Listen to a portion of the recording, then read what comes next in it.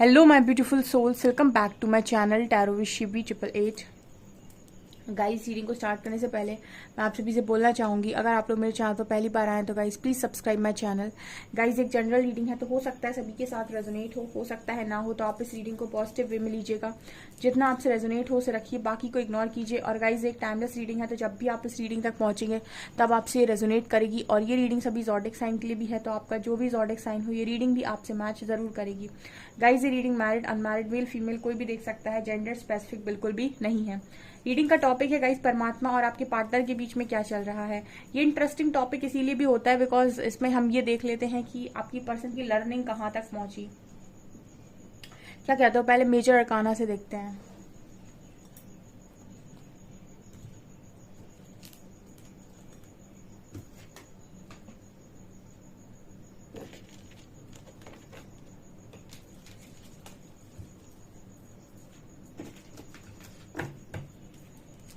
Okay, so please guide me angels, जो भी मेरे व्यूअर्स हैं उनके पार्टनर्स और आपके बीच में क्या चल रहा है, आप उन्हें क्या सिखाने की कोशिश कर रहे हो मेजर अरकाना से।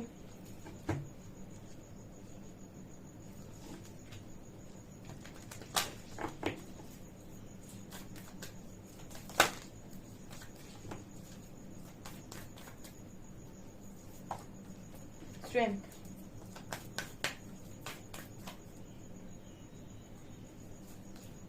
Lovers,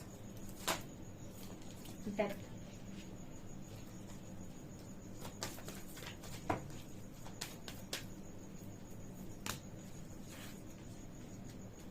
star, emperor and moon, hermit.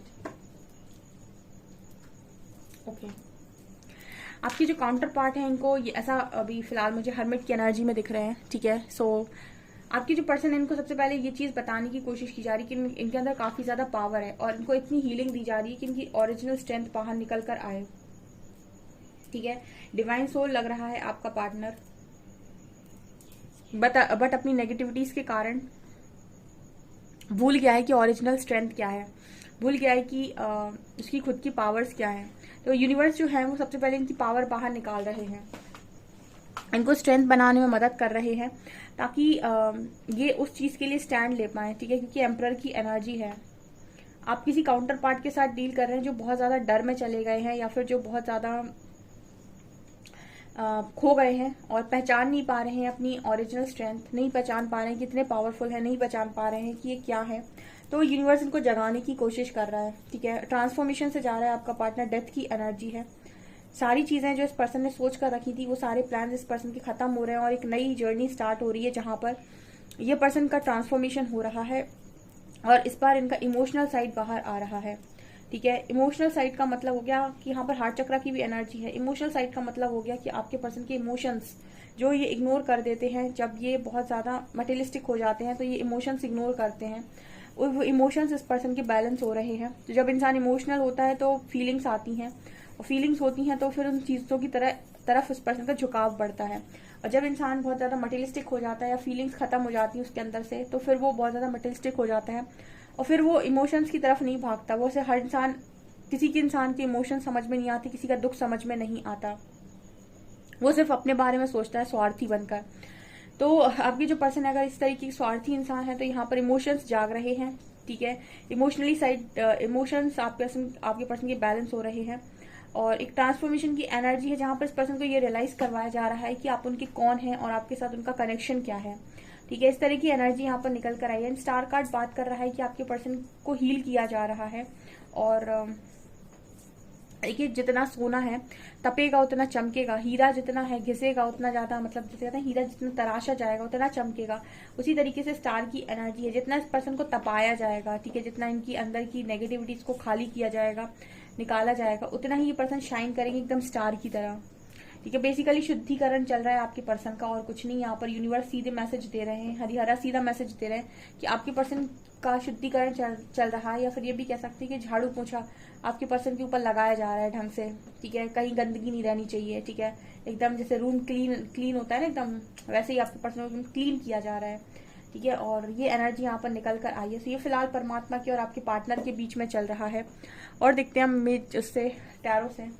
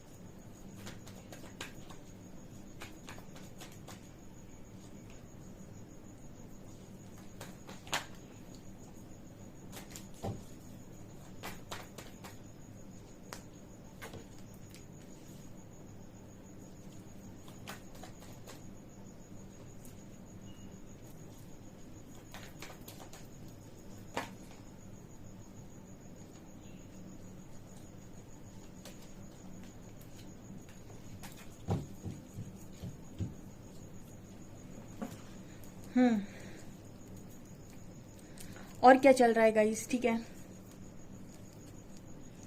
पहला कार्ड है queen of wands and nine of pentacles. आपके पर्सन के लिए सबसे पहली चीज तो उनको ये बताई जा रही है और आपसे ही सिखाया जा रहा है, आई थिंक, ठीक है। आपको आपसे ही सिखाया जा रहा है, I don't know, I think third party से सिखाया जा रहा है, जिससे भी सिखाया जा रहा है, लेकिन आपके पर्सन को इंडिपेंडेंसी सिखाई जा रही है।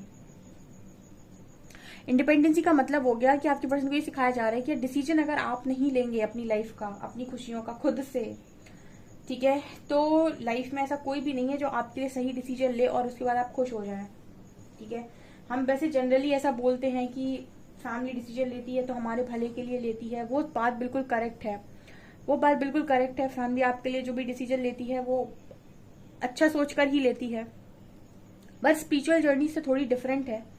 यहाँ पर परमात्मा आपको ये सिखाते हैं कि क्योंकि यहाँ पर उनको आपको इंडिविजुअलिटी सिखानी है, ठीक है। अध्यात्म का अर्थ हो गया कि आप अपने आप को पहचानेंगे इस यात्रा में। तो आपको अगर अपने आप को पहचानना है तो कहीं ना कहीं आपके सारे डिसीजंस या फिर आपकी सारी चीजें आपसे ही करवाई जाती हैं और आपको ये सिखाया जाता है कि आप ही हैं अपनी लाइफ के कर्ता धर्ता, और उनके एक्शंस भी आप ही लेंगे, उनके रिएक्शंस को भी आप ही झेलेंगे। तो यहाँ पर सबसे पहले इंडिविजुअलिटी या फिर हम ये कह सकते हैं कि इंडिपेंडेंसी आपको सिखाई जाती है, जहाँ पर आपको ये बताया जाता है कि आप जब भी डिसीजन लेंगे तो आप खुद की रिस्पॉन्सिबिलिटी के बेसिस पर लीजिए। उसका रिजल्ट अगर अच्छा आता है तो आपकी जिम्मेदारी, बुरा आता है तो भी आपकी जिम्मेदारी। यहाँ पर अगर आपके जो पर्सन है इन्होंने डिसीजन कोई भी लिए हैं पास्ट में और अपनी अपनी फ्रीडम से नहीं लिए, अपनी इच्छा से नहीं लिए, तो परमात्मा सिखाने की कोशिश करते हैं कि सब अपनी लाइफ को यहाँ पर अकेले जीने आए हैं, ठीक है। मतलब अकेले आते हैं अकेले जाते हैं, कोई किसी के साथ नहीं जाता है। आपने देखा होगा सबका बर्थ अलग डेट पर होता है, डेथ अलग डेट पर होती है। तो ना आप किसी साथ में आए हो ना आप किसी के साथ में जाओगे।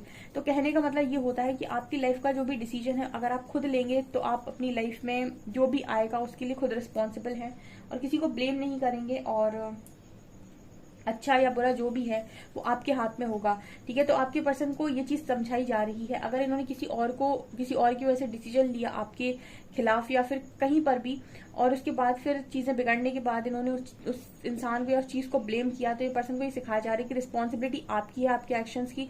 आप एक्शंस खुद लीजिए और किसी को ब्लेम मत कीजिए उसके बाद, ठीक है। तो ये सबसे पहली चीज है। सो आपके पर्सन को mentally, emotionally, financially, spiritually, physically हर तरीके से इंडिपेंडेंट किया जा रहा है और ये आपके साथ होता ही होता है।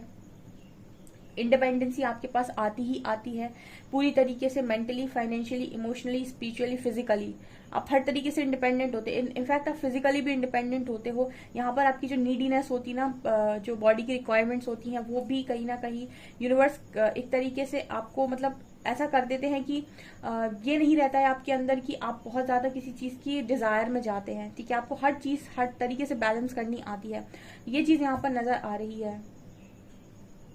दूसरा यहाँ पर है खुशियाँ, ठीक है। तो इस पूरी दुनिया में हर इंसान अपनी खुशियों के लिए जीता है और हर दिन वो दुख में रहता है इस चक्कर में कि एक दिन सुख आएगा। अब नोटिस कीजिएगा, हर दिन इंसान दुखी रहता है क्योंकि वो सुखी नहीं है। कितनी अजीब सी बात है, हर दिन इंसान दुखी रहता है क्योंकि वो सुखी नहीं रह पा रहा है, ठीक है। अब अगर आप ध्यान से देखने जाएं तो दुखी है वो सुख के लिए, और सुख का तो अतः ही पता नहीं है कि कब आएगा। तो इसके लिए एक दिन के सुख के लिए वो हजारों दिन दुखी रहता है।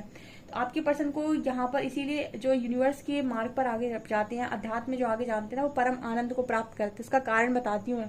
वो प्रेजेंट में जीना सीख जाते हैं और प्रेजेंट में जीने की वजह से ना ये समझ में आ जाता है कि फ्यूचर की क्या ही टेंशन लेना, जो कर्म है वो आज करना है, उससे फ्यूचर बन रहा है, टेंशन लेने की क्या जरूरत है, जिंदगी बहुत छोटी है।